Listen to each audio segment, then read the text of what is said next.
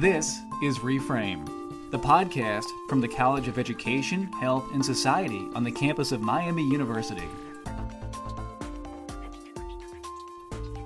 Over the last few years, classroom dynamics have fundamentally changed, and so has the face of a diversified student population that, in many ways, may respond better to educational approaches that are very different from those that have been used in the past. So today we're talking to Dr. Michelle Kozma, a clinical faculty member in the Department of Teacher Education, about how teachers can hope to succeed in such a rapidly evolving environment. So Dr. Kozma, can we talk a bit about how your work helps to advance the EHS vision, which is to be an innovative leader, transforming the lives of those it serves through a holistic approach that does reflect a changing global society? So I would say that creating leaders among teachers is very, very important in what I do. So a lot of this, we have to change the way that education is being taught, and also the way at higher ed and in PK-12 schools. And I think that my role and what I've been doing in my classes is allowing teachers not only to see the changes that need to be made, but giving them specific tools and resources that allow them to make those changes. Okay. I think too often we say find things that need to be changed, or be a change agent, or lead the charge when you see something that's not going, but we don't always tell them how to do that. Okay. So I think that the how is the piece that I have really been focusing on when I'm interacting with my students. And so what do you think are some of the biggest challenges facing teachers and or educational leaders today, and how do you think these challenges could, possibly be overcome? We have such a different, the population in our public schools continues to change, and we can't, I think it's my job to allow teachers opportunities to see different teaching styles, different learning styles, different cultures, different backgrounds, and to understand how they can address the needs of the students that they may have, and more importantly, the students that they will have, that we haven't even considered. Sure. Well, one of the things I've always wondered and thought about, it seems like a couple of generations ago, students could have learned directly from the experience of their parents and their teachers from that era, and their grandparents even. But now it seems like, just for example, my experience as, mid-30s, my experience is no longer relatable to a college student, let alone a high school student, or, certainly not an elementary school student.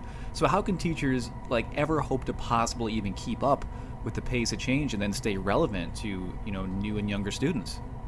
I think that we have to continue our professional growth, especially in higher ed, to understand that, we can't just stay in our, silo of our department or in our specialty in our research. We have to continue to learn about others and learn about how they're learning. One example of that, I talked about the faculty learning community that I was with Agile. I'm actually co-facilitating a faculty learning community this year, and it's all about millennials and Generation Z, and we are focusing on how different perspectives in different generations have changed and are continuing to change. And it is exactly what you said. We talk about baby boomers, and there was a huge amount, there were a lot of years that are considered a baby boomer, but then you start getting up into millennials and Gen Z, and it's changing every 10 years, or something. It's drastically changing in the perspective, and what students are experiencing is changing. So I would say that we have to continue to remember as educators that we can't keep doing the same thing over and over. We need to reach out. We need to start compromising, that's a bad word, but compromising with our students in a sense of, I want to teach you this, and I know you need to learn it this way, or you like to learn it that way, and let's kind of meet in the middle, instead of the typical, nope, we've always done a lecture, this is what we're going to do. We can't do that anymore. That does seem to be a big focus, right? That people are trying to get away from that classical system that does not seem to be as effective anymore. Correct. But what else is next? How else do you hope this discipline will evolve, or what do you think is ahead for educational leaders and teachers? I think we need to become more student-centered.